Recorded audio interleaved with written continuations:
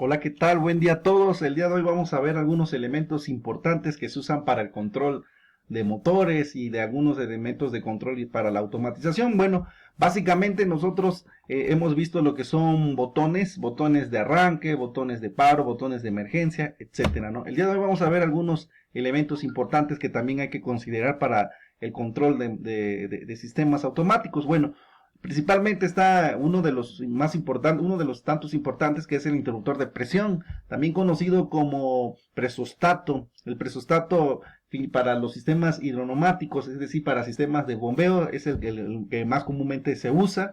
Y tenemos en rangos de 30 a 50 psi y de 20 a 40 psi, ¿no? ¿Cuál es la finalidad del presostato o el interruptor de presión? Bueno, es encender la bomba si la presión está en menor valor preestablecido.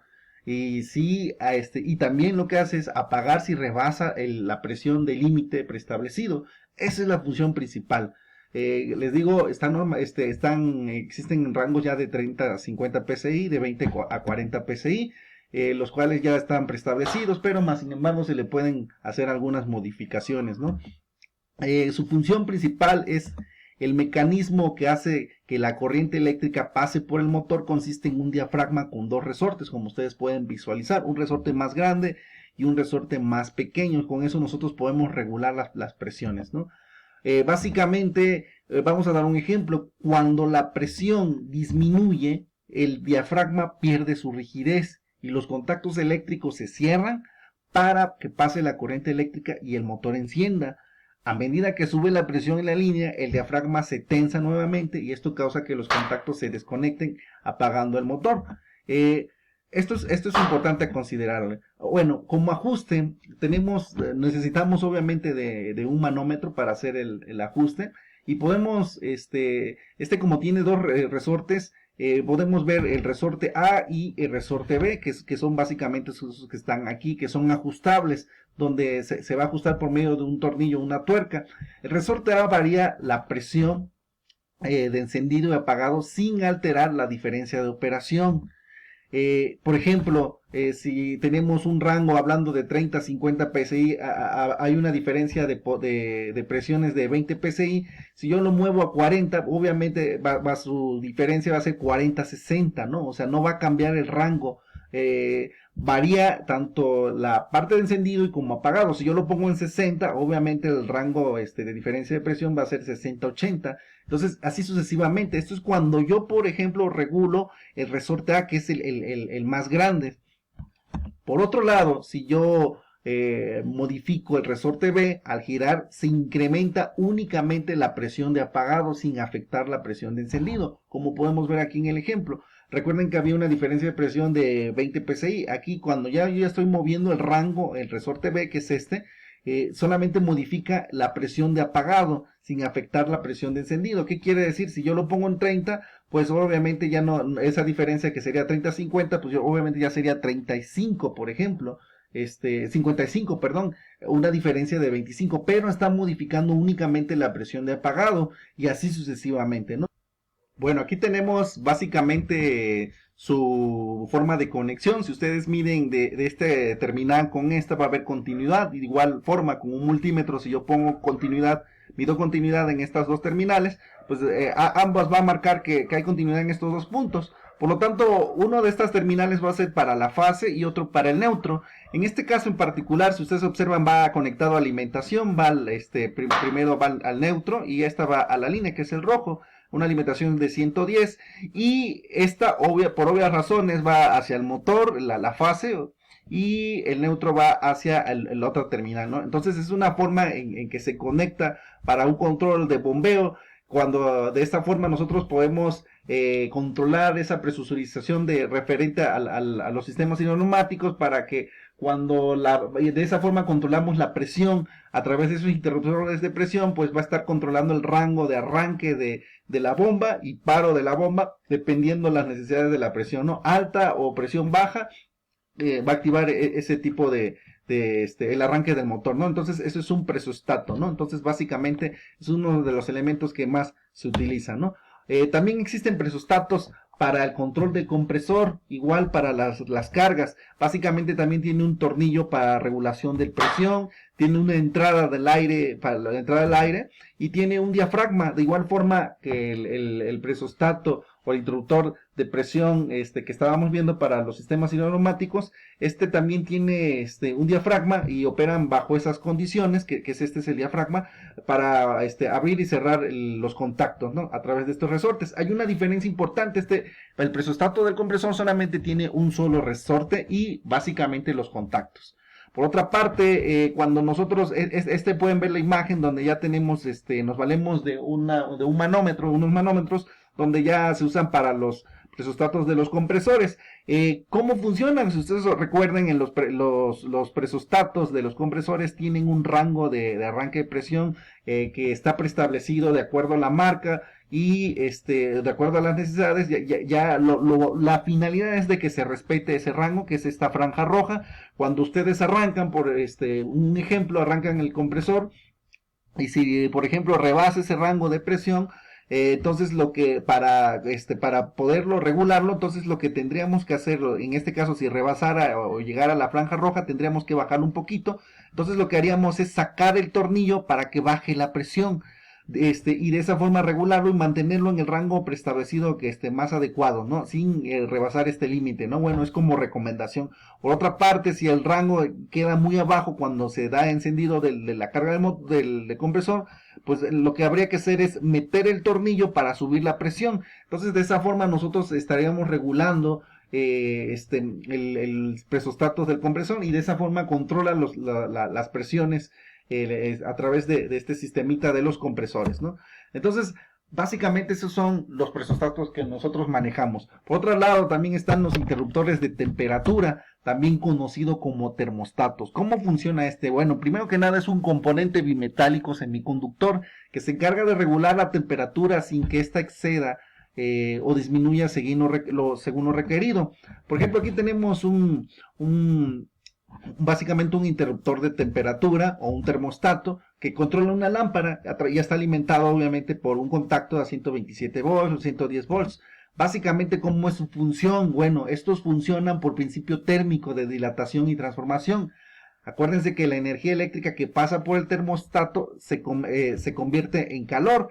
Esto provoca una dilatación por el calor en los metales, provocando que sus contactos se expandan por el calor, es decir, que se dilaten y con el frío se contraigan. En este caso, por ejemplo, aquí en este circuito, cuando interruptor de temperatura detecta mucho calor, lo que va a pasar es que se dilaten sus contactos, y como se van a dilatar, pues va a abrir el circuito, se va a expandir por el calor, y cuando pierda esa temperatura se van a contraer porque por el frío se contraen esos contactos, y obviamente al contraerse, al no haber mucha temperatura, va a volver a cerrar los contactos y va a cerrar el circuito, y de esa forma vamos a controlar a través de un termostato o de un interruptor de temperatura, que es lo mismo, un circuito por medio de un interruptor de temperatura, ¿no? Entonces, ese es el funcionamiento del interruptor de temperatura. Aplicaciones, bueno, básicamente están los microondas, las cafeteras, las planchas, etcétera, ¿no? Son algunas de las aplicaciones.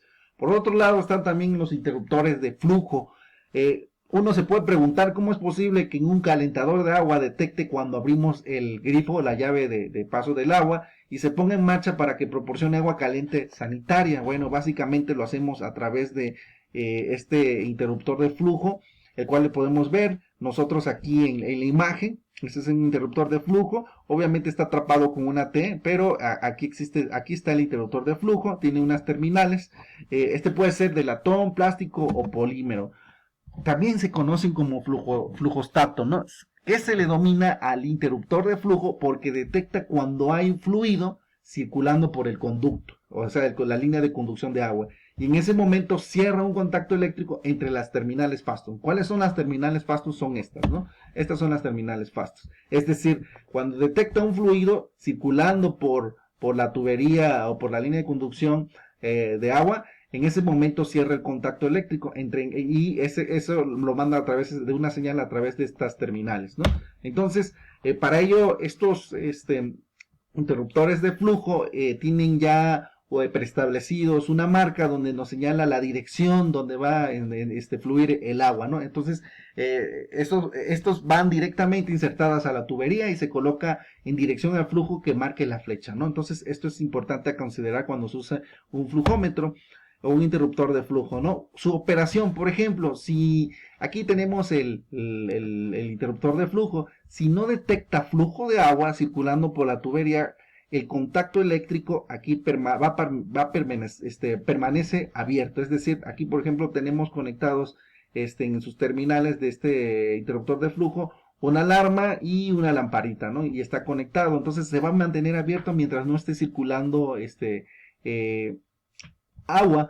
Pero si existe flujo en la tubería con el contacto, el contacto eléctrico va a cerrar. Es decir, si yo por ejemplo hiciera una prueba, incluso hasta le soplaría de aire, simulando que hay flujo de agua, pues obviamente cuando circula agua por esta tubería, el contacto, como va a detectar que hay flujo, se va a cerrar, ¿sí? Se va a cerrar y al cerrarse va a prender la lamparita y va a encender el timbre, va a tocar el timbre, ¿no? Entonces, de esa forma es como operan, ¿no? ¿Cómo funcionan? Internamente tienen, aquí por donde está este codo, que no se, esta AT, no se visualiza, pero tiene un mecanismo. Ese mecanismo, básicamente lo que hace cuando circula el agua por ahí, lo que hace es mover ese mecanismo y de esa forma nosotros podemos, como ustedes lo pueden ver, se detecta el mecanismo, se mueve el mecanismo y cierra un contacto y al cerrar ese contacto pues manda la señal eléctrica.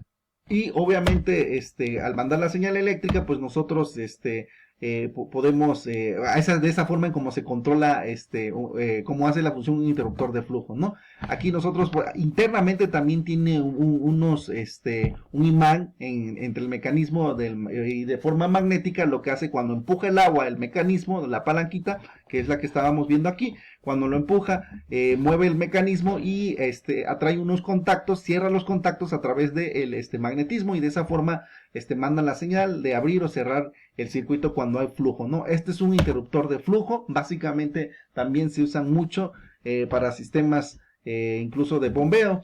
Y también están los interruptores de límite.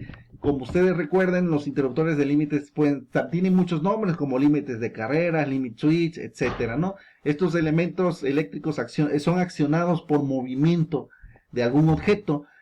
Aquí tenemos un ejemplo de esos limit switch. Hay de diferentes formas.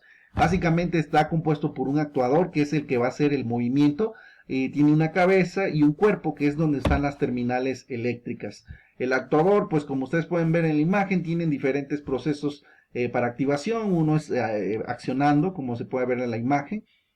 Otros ya están accionados, otros son movimientos laterales, otros son movimientos por ángulos de 90 grados, otros tienen extensiones para hacer movimientos largos a través de un objeto, pero a través del actuador es que se va a hacer el movimiento y lo que va a hacer es cerrar o abrir los contactos, ¿no? Que tiene internamente, como ustedes pueden ver, que son como aquí están los botones, como los botones que son normalmente cerrados, normalmente abiertos, tiene un resorte, accionas, contacto abierto cierre, contacto cerrado abre, ¿no? Y así sucesivamente, este es de 90 grados y estos son los movimientos que tienen como actuadores.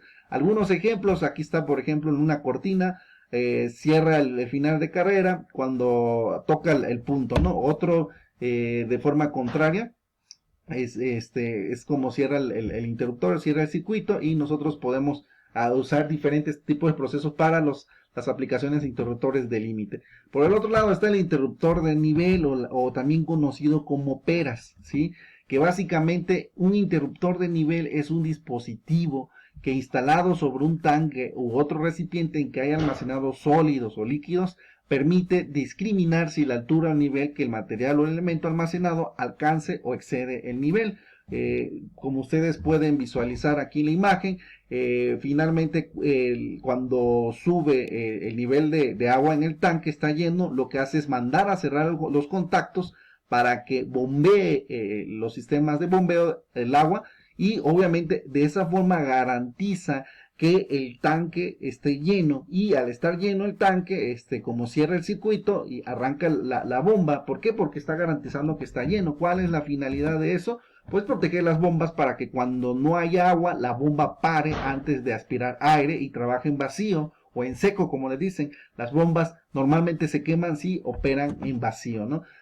Aquí ya tenemos una combinación, por ejemplo, de un interruptor de nivel y lo que tiene unas peras, ¿no? Unos interruptores de nivel, y esa es una combinación que tenemos nosotros. Gracias.